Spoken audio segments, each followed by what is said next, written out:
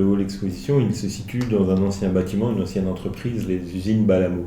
Il a été dans les années 80, cette entreprise a fait faillite et le bâtiment a été divisé en trois. Une partie pour Yves Rocher, une partie pour aujourd'hui Bridoux, mais anciennement le SAF, et une partie pour la ville de Tournai, dans laquelle on a fait un hall exposition et on a laissé un élément pour nos télés. Le hall d'exposition était accessible depuis la rue du Follet et à cette occasion-là, l'architecte Pierre Petit avait créé cette pyramide qui était le signal de l'entrée. Bon, au fur et à mesure des années, différents bâtiments sont arrivés s'installer autour. Donc on a eu le stade Luc Varenne, on a eu l'espace Wallonie-Picarde et là dernièrement la rénovation complète d'un parking, un nouveau parking qui est un élément une rotule entre ces trois fonctions, hein, donc Wallonie-Picarde, foot, hall exposition. Donc nous, ce qu'on a fait d'un point de vue architectural, c'est de créer une nouvelle entrée avec un porte-à-faux qui est un signal pour rappeler les gens depuis le parking vers le hall exposition.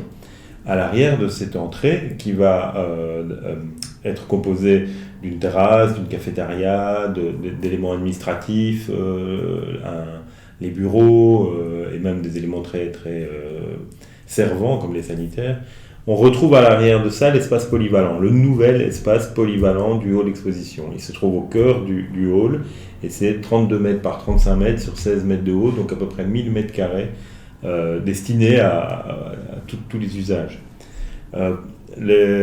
Cette nouvelle travée centrale va permettre d'avoir le hall 1, le hall 2 et on maintient en activité la partie de pyramide et des bureaux qui deviennent des plateaux libres pour différents usages.